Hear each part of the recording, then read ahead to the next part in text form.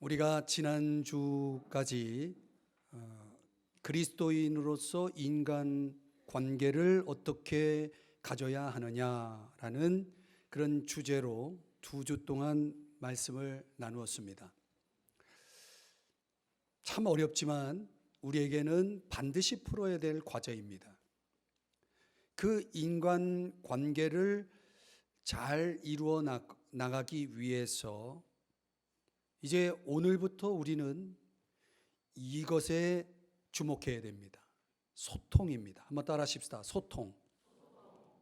소통을 잘 해야 관계가 잘 이루어질 수 있다는 것입니다. 서울에 근무하는 한 회사원이 대전에서 열리는 세미나에 참석하라는 회사의 지시를 받게 되었습니다. 그래서 막상 당일에 대전에 가게 되었는데요. 가보니 세미나가 취소되었습니다. 아무도 그 사실을 알려주지 않은 것입니다. 그 세미나의 주제는 의사소통의 중요성이었습니다. 우리가 살아가다 보면 이런 소통하는 일들이 참 쉽지 않습니다. 우리가 이런 걸 풀어가야 되는데 사전에 찾아보니까 소통이라고 하는 단어는 트일 소자, 통할 통자를 쓰더라고요. 이 문자적으로 그 의미를 생각해 보면 막히지 않고 잘 통한다는 얘기죠.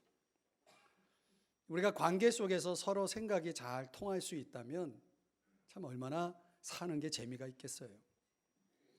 모든 관계를 다 우리가 망라해서 이 소통의 이 주제는 굉장히 우리에게 중요한 주제인 것을 알 수가 있습니다. 흥미롭게도 오늘 본문은 지난주까지는 관계라고 하는 차원에서 본문의 맥락을 묵상해 보았는데 오늘 4장 2절서부터 골로새서가 끝나는 마지막 절까지는 전체가 소통의 이야기입니다. 몇 번에 걸쳐서 설교를 하게 될지 모르지만은 크게 3가지의 소통, 우리 신앙인들이 갖고 살아야 될 중요한 3가지 소통을 이야기합니다. 첫 번째는 하나님과의 소통입니다. 그게 오늘 4장 2절입니다. 두 번째 필요한 것은 우리 주변에 믿지 않는 사람들과의 소통입니다.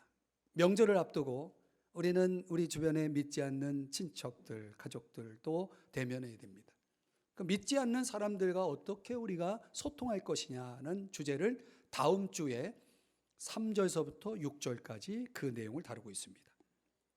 다음 주에 못 오시는 분은 나중에 유튜브로 들으시면 되겠죠. 어떻든 믿지 않는 사람들이 더 많죠. 우리 주변에는 그런 사람들이 훨씬 더 많습니다. 그 사람들과 소통을 잘해야 됩니다. 먼저는 하나님, 그 다음에 믿지 않는 사람들을 우리는 상대하면서 소통해야 됩니다. 그리고 4장 7절서부터 마지막 절까지는 이번에는 믿는 사람들과 어떻게 소통할 것이냐라는 주제를 다루고 있습니다. 우리는 이런 3가지 관점에서의 소통이 필수입니다. 이것을 잘 풀어가야 우리 인생이 행복하고 건강할 수가 있겠죠.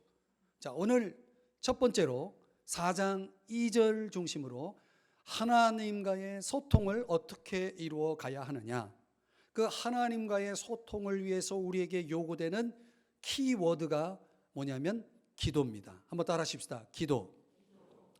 그래서 하나님과의 소통, 즉 기도의 소통을 어떻게 해 나가야 될까? 오늘 본문에는 3가지 주제를 우리에게 교훈을 주고 있습니다. 첫 번째는요, 하나님과의 소통은 꾸준해야 합니다. 한번 따라 하십시다. 꾸준해야 한다. 이거는 일종의 나와의 싸움인데요. 오늘 성경 2절을 보시면 이렇게 시작하죠. 기도를 어떻게 하고요? 계속한다. 어떤 번역에서는 부지런히 이렇게 번역했고 어떤 번역에서는 실증을 내지 말고. 그러니까 우리가 어떤 일은 상당히 부지런함이 요구되는 일, 또 실증을 낼 수 있는 일, 뭐 이런 일들이 우리에게 있죠. 이 기도가 그와 관련되어 있습니다. 이 계속하고라고 하는 단어를 성경 사전에 찾아보니까 이런 뜻이 있습니다. 참고 견디다. 어떤 일을 끈질기게 되풀이하다. 관심, 계속해서 어떤 것에 관심을 기울이다. 이런 뜻을 가지고 있습니다. 우리가 이런 것을 어디에다 적용하냐면 기도에다가 적용하는 거죠. 예수님은 이런 기도의 소통, 하나님과의 기도의 소통의 아주 베스트 모델이십니다. 마가복음 1장 35절에 보면 예수님의 하루의 시작은 새벽 일찍 시작됩니다. 그 전날 아무리 늦게 일과를 마쳐도 언제나 예수님은 새벽에 동이 트기 전에 일찍 일어나서 한적한 곳으로 가서 거기서 하나님 아버지와 소통을 합니다. 기도의 소통이죠. 누가복음 22장에 보면은 습관을 따라 했다 이렇게 성경이 말씀하고 있습니다. 예수님은 제자들에게 또 사람들에게 기도를 가르치면서 이걸 강조했습니다. 항상 기도하고 낙심하지 말아야 한다. 예수님의 가르침에도 이런 꾸준한 기도의 소통에 강조를 하고 있습니다. 예수님의 모범과 가르침의 핵심이죠. 또 우리가 교회이기 때문에 교회가 시작된 초대교회 사도행전 1장에 보면은 교회가 어떻게 시작되냐면 그들이 꾸준하게 모여서 함께 기도할 때에 그때 성령의 은혜가 임하면서 그리고 기도가 그 역사에서 결과적으로 교회가 시작됩니다. 교회가 탄생이 되는 거죠. 교회를 교회되게 하는 게 뭐냐? 기도입니다. 그래서 어떤 사람은 그 교회가 건강한지 아닌지를 알아보기 위해서 주일 가장 사람들이 많이 모이는 시간에 오지 않고 새벽에 와본다고 하죠.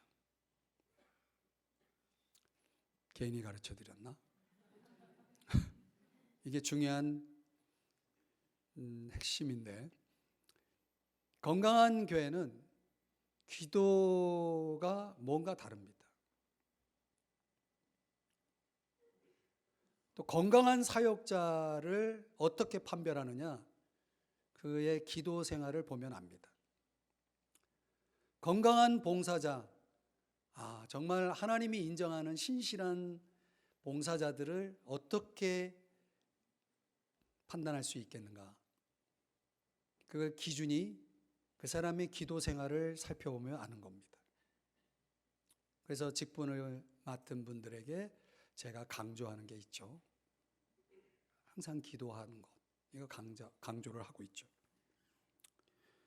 사도들의 우선적인 최우선순위가 뭐였냐면 기도하는 일을 전무하는 거였다. 이렇게 성경인 사도행전 6장에 그렇게 말씀합니다.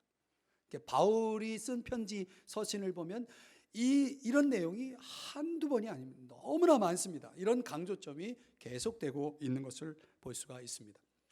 하나님과의 소통은 이렇게 꾸준함이 있어야 되는데 사람들은 그렇게 꾸준하지 않은 것 같습니다. 왜 그럴까요?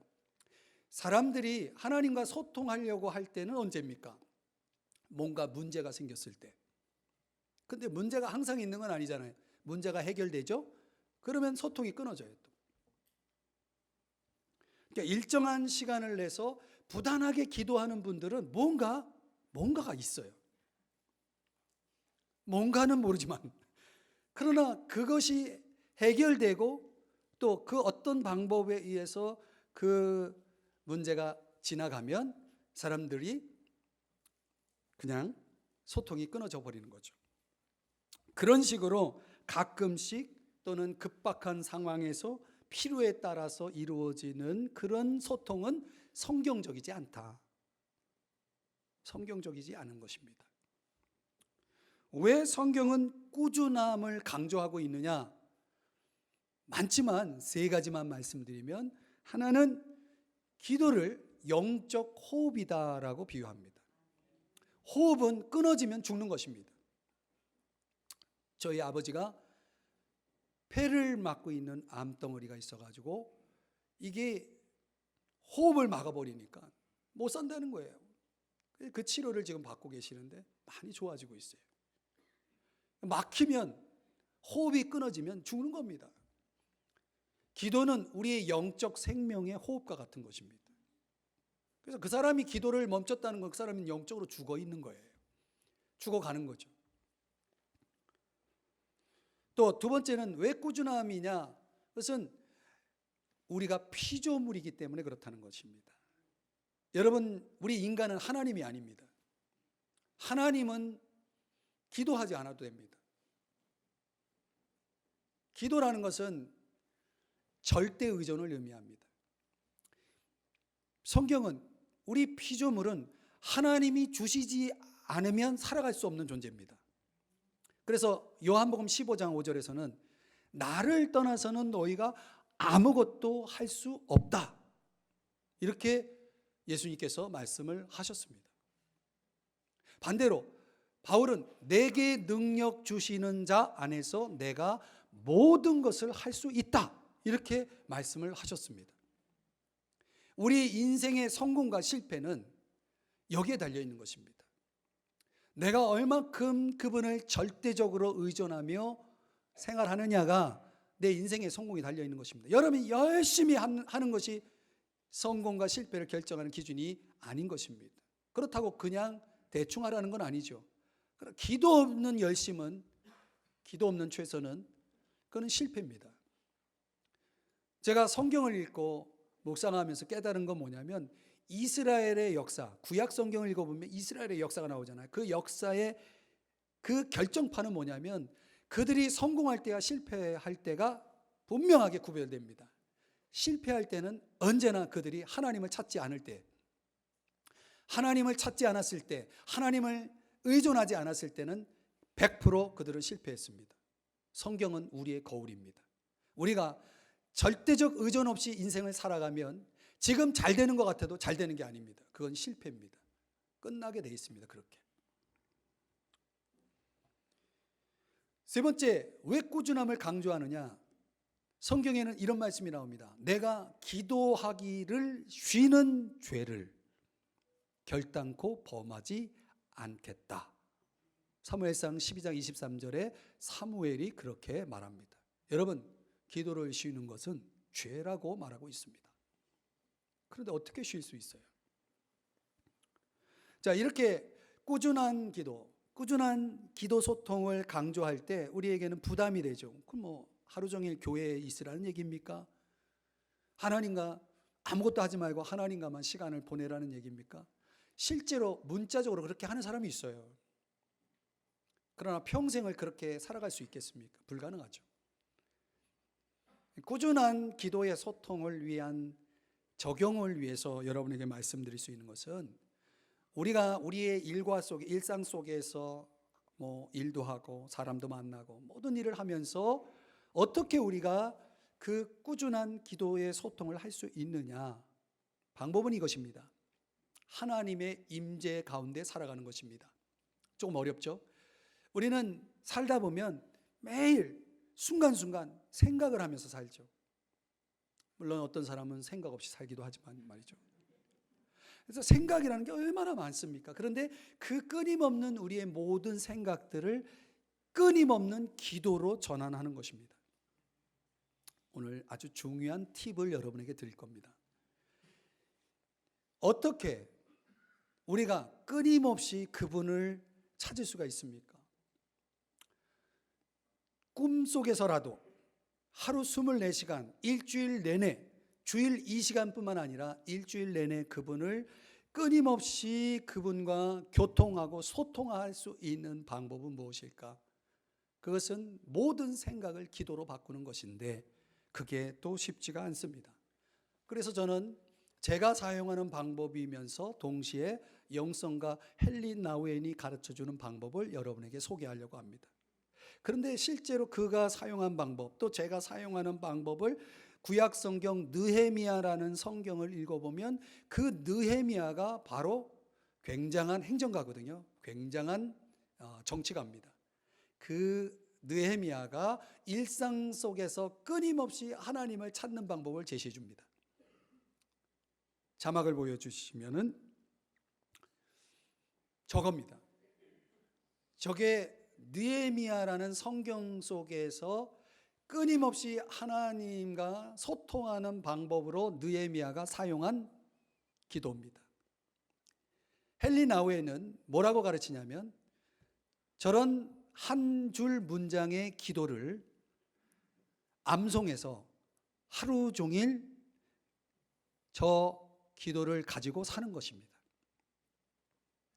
어떤 분은 저것도 길다고 그럴까 봐 제가 색깔을 좀 달리했습니다. 노란 글씨만 한번 읽어보겠습니다. 시작. 은혜를 입게 하소서. 힘있게 하소서. 저를 아끼소서. 기억하소서. 복을 주소서. 불쌍히 여겨 주소서. 제가 사용하는 기도문은 6번째입니다. 저는 매일 저 기도를 암송하고, 암송할 것이 있나요 이거? 암송하면서 저 기도를 하루 종일 갖고 삽니다. 운전할 때나 길을 걸을 때나 사람을 만날 때나 말씀을 읽을 때나 저의 하루 24시간이 저 기도를 가지고 산다 하면 틀림없습니다. 헨리 나우에는 우리가 끊임없이 하나님과 소통하기 위해서 하나의 기도문에 최대한 집중하라 이렇게 가르쳐주고 있습니다. 그게 제가 사용하는 방법입니다. 저는 새벽 기도가 끝나면 그 새벽 기도의 말씀, 묵상한 말씀 속에서 하나님께 단어 하나를 얻습니다. 왜냐하면 기억력에 한계가 있거든요. 그래서 내가 오늘 하루 살 동안 제가 붙잡아야 될 단어 하나를 주님께 구합니다. 어느 날은 사랑이라는 단어, 어느 날은 인내라는 단어, 어느 날은 하나님께서 이런저런 단어를 주면서 그 단어를 말씀 속에서 그 단어를 가지고 제가 그리고 기도문하고 두 가지를 가지고 하루를 지냅니다. 그러면 진짜 가능합니다. 24시간 주님과 소통이 가능합니다. 제가 그냥 말하는 게 아니고 제가 그렇게 살고 있기 때문에 여러분에게 소개하는 겁니다. 우리가 누가복음 17장 21절 말씀에 보면 하나님의 나라는 어디 있다고 말합니까? 우리 안에 있는 겁니다. 갈라디아서 2장 20절의 말씀에 보면 이제는 내가 사는 것이 아니요 오직 내 안에 누가? 그리스도께서 사는 것이다, 사시는 것이다. 이게 그리스도인인 것입니다. 그렇기 때문에 오늘 우리가 어디에 있느냐, 무엇을 하고 있느냐는 그것은 우리에게 문제가 되지 않습니다. 그분과 끊임없는 소통을 하는 데는 전혀 문제가 될 것이 없습니다.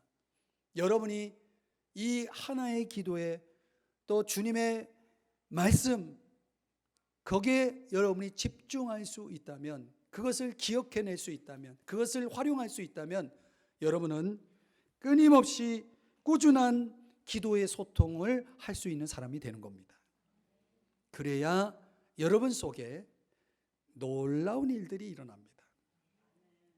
두 번째로 하나님과의 기도 소통은 감사함이 있어야 합니다. 2절 말씀을 보시면 기도에, 거기서부터 보면 기도에 감사함으로 깨어 있으라. 어떤 번역에 보니까 감사하는 일을 잊지 마십시오. 여러분 참 좋은 번역입니다.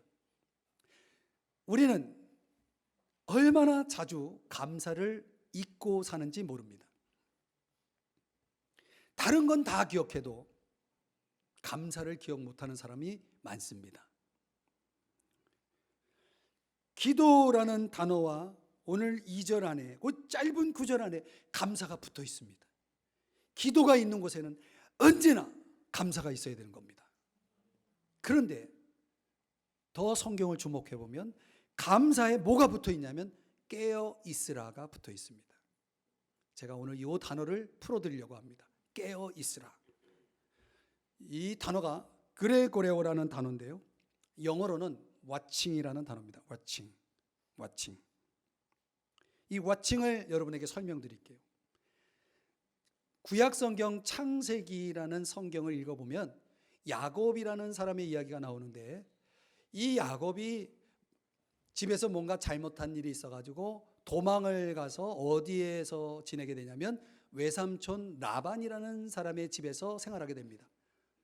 무려 20년을 거기서 지내는데요, 이 야곱과 외삼촌 라반의 관계가 얼마나 불편한 관계인지, 불편한 동거가 20년 동안 진행되는데, 이 20년 동안 서로 의심의 눈초리로 저놈이 내 재산을 빼앗아 가지 않을까, 저 사람이 나를 속여서 제대로 삭을 주지 않을까, 이런 것들을 가지고 서로를 견제하면서 20년 동안 의심의 눈초리로 뭐 하냐면 와칭합니다. 그러다가 어느 날 이 야곱이 도망을 가다가 붙잡힙니다. 그래서 서로 논쟁을 벌이는데 협의가 이루어졌어요. 그 논쟁 끝에 협의가 이루어졌는데, 그 협의가 뭐냐면 길앗이라고 하는 골짜기에서 언약의 기둥을 세워서 그 기둥의 이름을 뭐라고 하냐면 watching place, 소위 미스바, 들어보셨나요? 미스바, watching place, 감찰하는 곳이라는 이름을 붙인 기둥, 언약의 기둥을 세워놓고 그들이 하나님께 이렇게 기도합니다. 뭐라고 기도하냐면, 우리가 서로를 감찰하지 않고 와칭하지 않고 이제부터는 너와 나 사이에, 우리 둘 사이에 하나님이 와칭해 주십시오. 이렇게 기도를 드립니다. 여러분, 제가 짧게 설명을 했지만 참 중요한 텍스트입니다. 인간이 와칭한다는 것은 인간 자기 유익과 목적을 위해서 필요한 일입니다. 기도와 관련돼서 기도의 소통을 하는 사람들이 놓치는 게 뭐냐면, 실컷 기도해 놓고 와칭하지 않습니다. 무슨 말이냐면 하나님이 어떻게 일하시는지를 주목하지 않습니다. 여러분이 하나님께 뭔가 맡겼으면 그분이 어떻게 일 처리를 하시는지 봐야 될 거 아니에요. 여러분이 사람에게 어떤 일을 부탁하면 그 일이 잘 되는지 와칭하지 않습니까? 하나님께 실컷 부탁해 놓고 하나님이 이렇게 하든 저렇게 하든 아무런 신경도 쓰지 않으면서 그냥 패스해 버립니다. 그래서 뭐가 없어요? 감사가 없는 겁니다. 하나님이 해 주셨는지 안 해 주셨는지 신경 쓰지 않습니다. 여러분, 하나님이 우리의 삶을 얼마나 신경 쓰시는지 아십니까?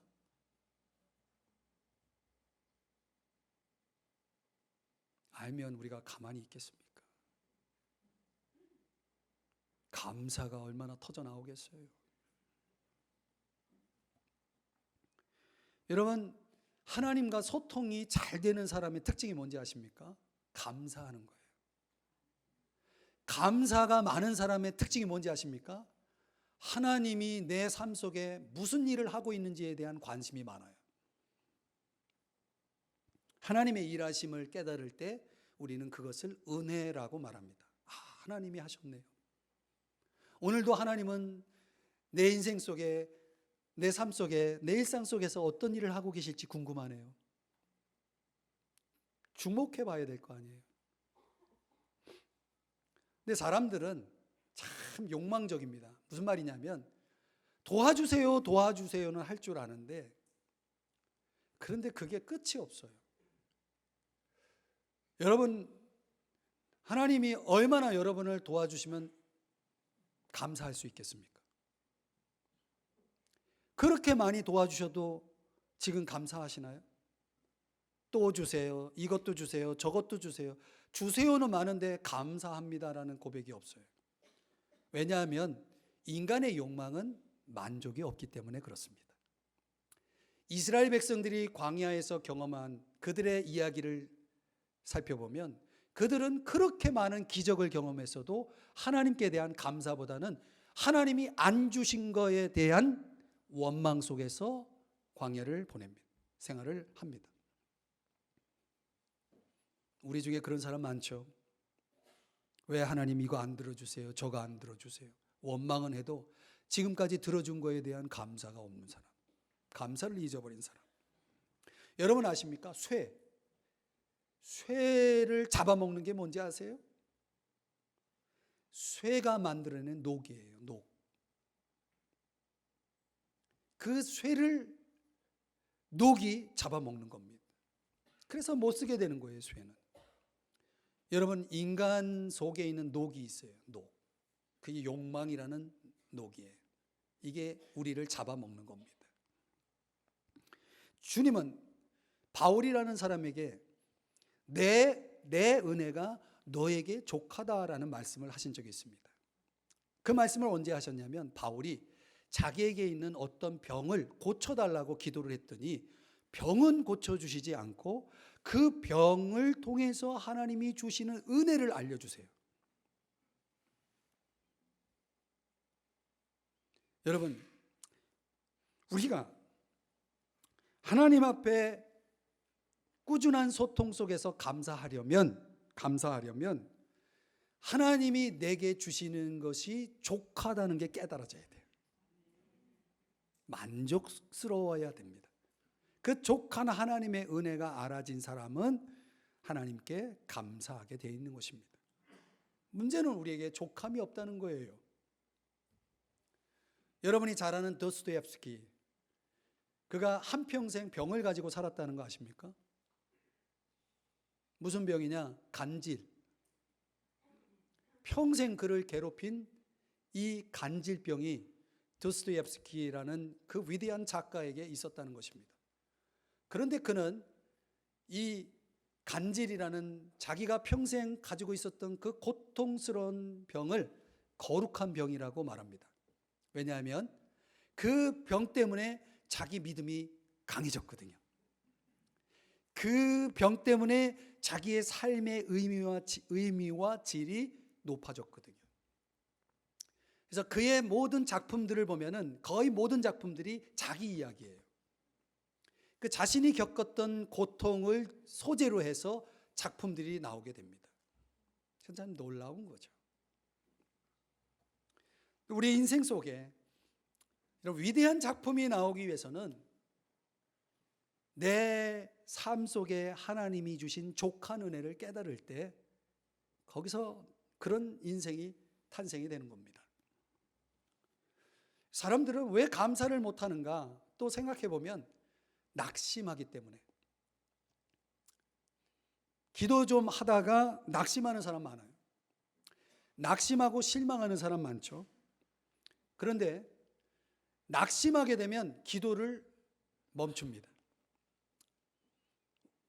우리 교인들 가운데 낙심 때문에 기도를 멈춘 사람들을 제가 압니다. 왜 우리는 낙심합니까? 이런 거죠. 왜 하나님 기도해도 안 들어주시는 거예요? 이것 때문에 우리가 기도하다가 기도를 멈추죠. 중단되는 겁니다. 그런데 그런 사람들은 하나는 알고 열은 모르는 거예요. 제가 둘이라고 안 하고 열이라고 그랬어요. 우리가 기도할 때 하나님이 두 가지로 반응할 때가 있어요. 지연, 응답을 빨리 안 해주시는 걸 지연이라고 그래요. 또 거절, 하나님이 안 들어주세요. 도스토옙스키도 바울도 하나님이 안 들어주신 게 있어요. 근데 세 가지 이유예요. 여러 가지가 있지만 시간상 세 가지만 알려드리면 왜 하나님은 지연하고 왜 하나님은 거절하시느냐. 첫 번째는 나에게 유익한 것 때문에. 여러분 아십니까? 지금 주세요. 당장 주세요. 이렇게 우리는 기도하지만 하나님은 아니야. 때가 아니야. 지금 들어주면 너한테 유익하지 않아. 하나님의 시간표가 있어요. 어떤 기도는 아직 하나님이 들어주시면 안 되는 기도가 있어요. 저는 하나님 앞에 어떤 기도를 했을 때 하나님이 5년을 지연하셨습니다. 5년. 그래서 제가 포기하지 않고 끝까지 그 기도를 했어요. 5년 만에 하나님이 드디어 들어주셨는데 다 이유가 있더라고요. 또 왜 하나님은 그렇게 일하시느냐?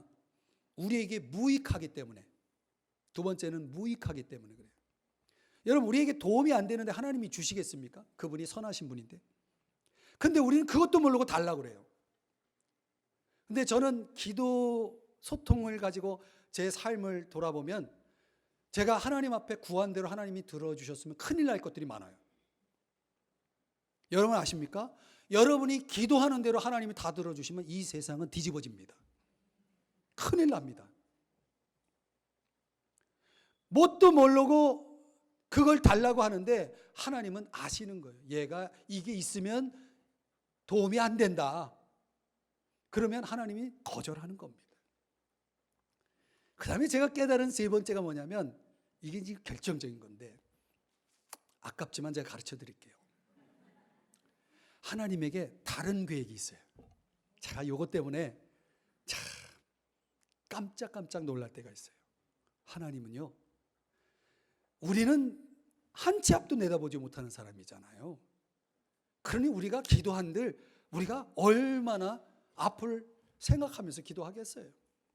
하나님은요, 우리 인생의 전체 계획이 플랜이 나와 있어서 그분에게 나는 이쪽인데 그분은 이쪽으로 계획을 갖고 있는 거예요. 그런데 하나님이 내가 이쪽 달라고 이쪽을 열어주셔봐요. 그럼 큰일 나는 겁니다. 그래서 저는 하나님과의 관계 속에서 이런 걸 경험하면서 하나님께 감사한 것이 한두 가지가 아닙니다. 여러분, 이건 무슨 얘기냐면 우리는 이 모든 것을 결국은 하나님은 나에게 좋은 것, 가장 좋은 것을 주신다라고 하는 것에 대한 신뢰가 있어야 된다는 거예요. 그래야 낙심하지 않고 실망하지 않고 원망하지 않고 포기하지 않고 꾸준하게 감사하면서 그분 앞에 기도의 소통을 할 수 있게 되어진다는 거죠. 그래서 데살로니가전서 5장 18절 말씀에 보면 같이 읽어볼까요? 시작.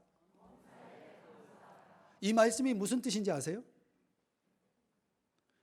이 단순한 말씀의 뜻은 뭐냐면 나의 삶의 상황이 어떠하든지 하나님은 실수하지 않는다는 뜻이에요. 여러분, 하나님이 무슨 일을 하신다면 하나님이 실수하겠습니까? 실수하면 그분은 하나님이 아니죠. 하나님은 전능하신 분인데 하나님은 한 번도 실수한 적이 없어요. 그래서 우리가 모든 일에 감사할 수 있는 거예요. 왜? 그분은 가장 좋은 것이 무엇인지를 아시는 분이시기 때문에 그렇습니다. 청교도들은 이런 기도를 했다고 그래요. 한번 같이 읽어볼까요? 시작. 하나님은 우리들에게 많은 것을 주셨습니다. 그러나 하나만 더 주십시오. 감사할 수 있는 마음을 주시옵소서. 여러분, 우리가 하나님 앞에 많은 것을 받았습니다. 그런데 한 가지 더 받아야 됩니다. 뭐예요? 감사하는 마음. 이게 하나님과 소통을 잘하는 사람의 기도입니다. 우리 마음에 감사를 잃어버렸나요? 하나님이 여러분의 인생 속에 무슨 일을 하셨는지 워칭, 지켜보세요. 바라보세요. 기대가 됩니다. 왜? 그분은 선하신 분이며 그분은 인자하신 분이며 그분은 능히 하지 못할 일이 없으신 전능하신 분이시기 때문에 그렇습니다. 감사함으로 깨어있어 하나님과 잘 소통하시는 여러분 되시길 축복합니다. 세 번째로 하나님과의 기도 소통에는 공동체가 있어야 됩니다. 자, 다음 주에 본문이기도 하지만 슬쩍 3절을 들여다보겠습니다. 또한 우리를 위하여 기도하되. 누구를 위해 기도해요? 우리에는 나를 포함해서 우리 모두. 그래서 다른 번역에서는 우리를 위해서 기도하는 일도 잊지 말고 이렇게 번역을 했습니다. 그래, 우리가 잊지 말아야 될 건 감사도 잊지 말아야 되겠지만 다른 사람을 위해서 기도하는 일을 잊지 말아야 한다는 것이죠. 여러분, 바울이라는 사람은 여러 편지를 통해서 소개한 대로 자기를 위해서 이렇게 기도해 달라는 부탁을 합니다. 기도 부탁을 합니다. 여러분들은 누군가에게 기도를 해달라고 부탁해 본 적 있나요? 여러분을 위해서 누가 기도하고 계시나요? 로마서 15장 30절에 보면 나와 힘을 같이 해서 나를 위해서 하나님께 기도해 주십시오. 이렇게 부탁을 하고 있어요. 또 고린도후서 1장 11절 말씀해 보면 기도로 우리를 좀 도와주십시오. 여러분, 우리가 도움이 필요한 일들이 많지만 특별히 기도의 도움을 필요로 할 때가 있을 때, 그때 바울은 어김없이 그 기도를 사람들에게 부탁합니다. 여러분, 길 가는 사람에게 붙잡고 기도를 부탁할 수 있어요? 없죠. 여러분이 이 교회라고 하는 공동체 속에서만이 가능한 거잖아요. 원리적으로 보면 이런 겁니다. 이스라엘 백성이 광야를 여행할 때 르비딤이라고 하는 지역에 도착했을 때 전쟁이 일어납니다. 그 전쟁은 아말렉이라는 족속이 이스라엘 백성을 공격해 온 겁니다. 그때 그 전쟁의 승패가 뭐에 결정되냐면 세 사람의 기도에 따라서, 기도에 의해서 결정됩니다. 모세, 아론, 훌. 이 세 사람이 기도하면 전쟁에서 이기고, 또 기도하지 않으면 그들이 패하고, 이러다가 결국은 승리로 끝나죠. 이 세 사람이 있었기 때문에 가능했다. 그런데 이 세 사람이 하나님 앞에 어떻게 기도합니까? 같이 연합으로 기도합니다.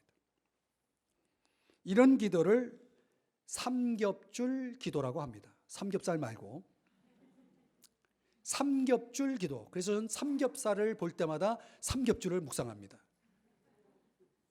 삼겹줄 기도는 끊어지지 않는 기도를 얘기합니다.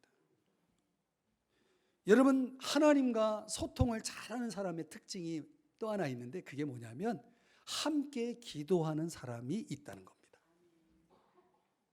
정말 중요한 얘기를 하는 겁니다. 기도는 나 혼자, 내가 하나님과 나와 1대1 관계 속에서 할 수 있는 거지만, 그런 기도는 꾸준한 기도가 불가능합니다. 우리에게 연약함이 있기 때문에 그렇습니다. 이제 여러분들이 신앙생활하면서 제일 먼저 해야 될 작업은, 교회 오면 교회 공동체 안에서 여러분을 위해서 기도해 줄 사람 2사람을 확보하는 겁니다. 그러면 삼겹줄이 되죠. 이 3사람 중에 한 사람이 혹 기도를 못해도 나머지 2사람을 하잖아요.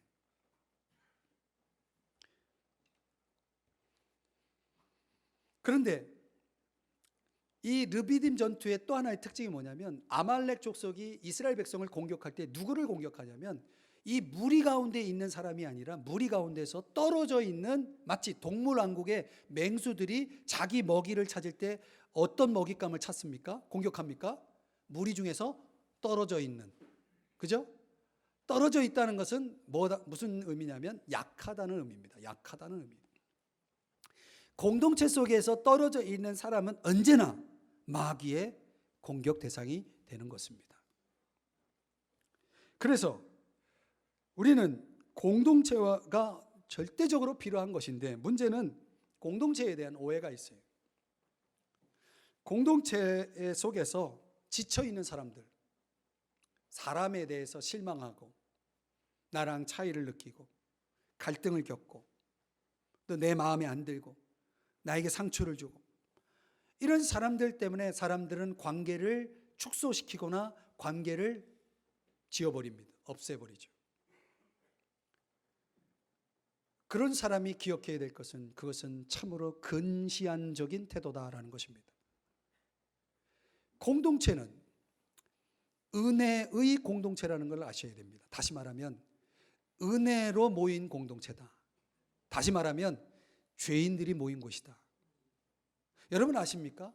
사람이 성장하는 데는 고통이 있다. 그것을 우리는 성장통이라고 말하죠. 여러분 아십니까? 아이들이 성장통 없이 자라는 아이가 있나요? 없습니다. 우리가 잘 아는 대로. 여러분이 공동체라는 것을 잘못 착각하면 천국과 같은 완벽한 지상낙원의 사람들과 지낸다라고 생각하면 절대 잘못된 생각입니다. 우리는 고통을 통해서 성장하는 겁니다. 거기서 사랑을 배우고, 거기서 용서를 배우고, 거기서 서로를 배우면서 주님을 닮아가고 주님의 사람으로 변화되어지는 것이죠. 그래서 십자가가 있는 겁니다. 용서의 십자가 말이죠. 그런 고통을 거부하는 사람들의 신앙 중심에는 언제나 자기 중심이 있는 겁니다. 여러분은 공동체를 왜 필요로 합니까? 나의 필요 때문이죠. 그건 얼마나 이기적입니까? 우리 하나님은 저와 여러분에게 공동체가 필요하다라고 하는 이유가 뭐냐면 나의 필요 때문이 아니라 너의 필요 때문에 공동체가 필요하다는 걸 얘기해요. 나의 필요를 위해서 여러분이 공동체를 생각하면 여러분은 금방 실망하고 말 것입니다. 그러나 너의 필요를 중심으로 공동체를 생각할 때는 여러분은 언제나 필요한 사람이 됩니다. 개인주의에서 벗어나야 됩니다. 내가 필요할 때만 공동체를 찾으면 안 됩니다. 내가 필요할 때만 하나님과 소통하면 안 됩니다. 그건 개인주의입니다. 주님이 중심이고 말씀이 중심이 된 사람들은 언제나 그 사람들의 공동점은 자기의 기도를 부탁하는 사람을 찾는다는 겁니다. 또 반대로 다른 사람의 기도 부탁을 외면하지 않는다는 겁니다. 이게 신앙이 있는 사람의 중요한 공통점입니다. 마태복음 18장 19절에 보면 너희 중에 두 사람이 땅에서 마음을 같이하여 무엇이든지 구하면 하늘에 계신 내 아버지께서 이루어 주신다고 그랬어요. 이게 놀라운 약속입니다. 혼자 기도하는 거하고는 차원이 다릅니다. 두 사람만 모여도 함께 기도해도 하나님이 이루어 주신다. 이게 약속입니다. 야고보서 5장 16절에는 서로 위해서 기도하십시오. 의로운 사람의 간절한 그런 기도는 큰 능력과 놀라운 효과를 가져옵니다. 성경에 이렇게 말씀을 하고 있습니다. 적용을 해보면 이런 이야기가 있어요. 지금은 고인이 되셨지만 빌리 그레이엄 목사님, 전도자 빌리 그레이엄 목사님이 이 청년들이 모여있는 한 집회에서 말씀을 전하다가 자매님들에게 이런 도전을 했다고 해요. 여러분들은 지금 모르고 있지만 하나님이 여러분을 위해서 아주 귀한 배우자를 준비하고 있습니다. 여러분은 누군지 모르지만 하나님이 예비하신 배우자가 있습니다.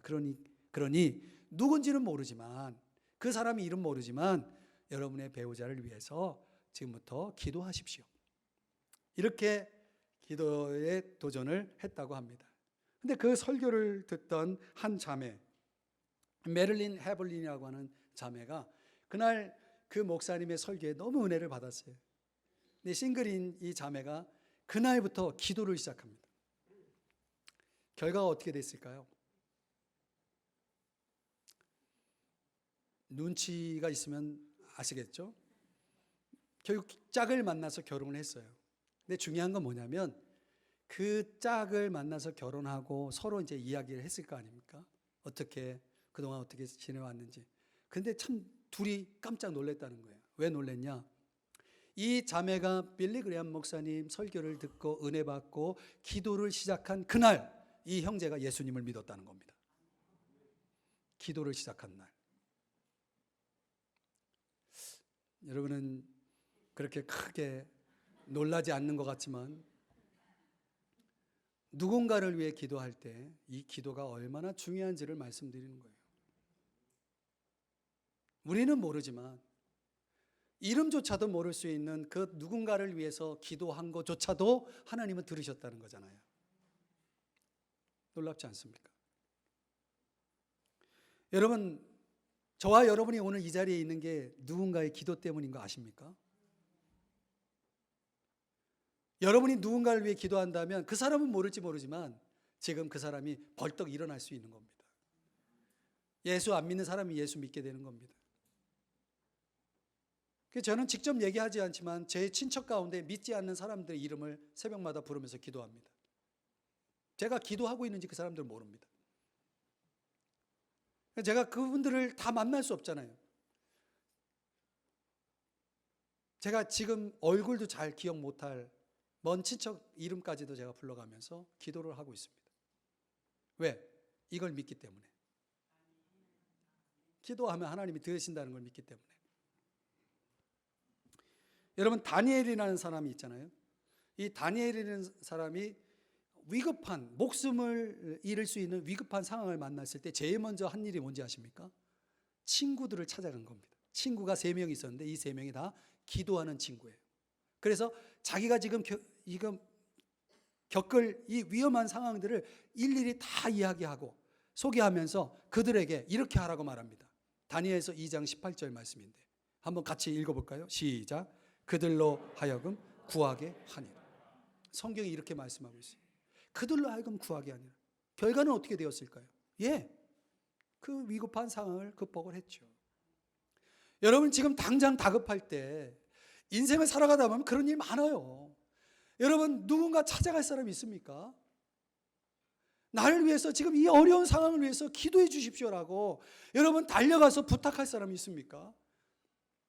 그런 사람이 없는 분들은 신앙생활을 지금 성경적으로 제대로 못하고 있는 거예요. 우리가 기도를 부탁할 수 있다는 게 이게 얼마나 큰 축복인지 몰라요. 여러분, 세상을 살다가 여러분에게 어려움이 생기면 대부분의 세상 사람들은 떠납니다. 내가 도움을 구할 수가 없어요. 좋을 때 좋은 거지. 그런데 여러분, 신앙 안에서 누군가 나를 위해 기도해 줄 수 있는 든든한 기도의 친구, 동역자, 이런 사람이 내 곁에 든든하게 있다는 것이 얼마나 중요한지를 오늘 이 시간 깨닫기를 바랍니다. 그러니까 하나님과의 소통이 잘 되는 사람의 특징입니다. 기독교 화가 밀레의 만종을 보십시오. 그 행복한 인생의 모습을 잘 그려주잖아요. 열심히 일을 하고 저녁이 돼서 교회 종소리가 들리자 그 부부가 함께 손을 모아 기도하고 있지 않습니까? 이게 우리 인생이 되어야 한다는 것입니다. 함께, 가정에선 부부가, 가족이 함께 기도하고, 혹 누군가 믿음이 없다면, 나 혼자 믿는다면 장차 곧 믿게 될 줄 믿고 방석 하나 옆에다 놓고 함께 기도할 수 있으면 하나님이 들으시는 겁니다. 교회에 와서 여러분, 이런저런 모임이 많지만 절대적으로 있어야 될 모임은 기도 제목을 나눌 수 있는 그런 모임이 있어야 됩니다. 우리는 그런 걸 구역이라는 그런 소그룹을 통해서 하죠. 그런 게 필요한 겁니다. 사랑하는 여러분, 말씀을 정리해 봅니다. 여러분의 인생의 고난 속에 당당하고 여유 있게 승리하는 비결은 뭡니까? 함께 서로의 삶을 나누고 아픔을 나누면서 기도할 수 있는 공동체를 얻는 겁니다. 우리들 삶 속에, 저와 여러분 속에 하나님과의 소통이 막혀 있는 사람들이 많습니다. 저는 이 설교를 준비하고 한 주간 이 말씀을 가지고 살았습니다. 정말 우리 삼성중앙교회 성도님들, 하나님과 좀 소통이 잘 됐으면 좋겠다. 제가 이제 정말 간절한 마음으로 기도했습니다. 한 주간 동안. 근데 이 설교를 듣고 저 문을 열고 나가면 다 잊어버릴 분들이지만 제가 마음속으로 정말 간절히 기도했어요.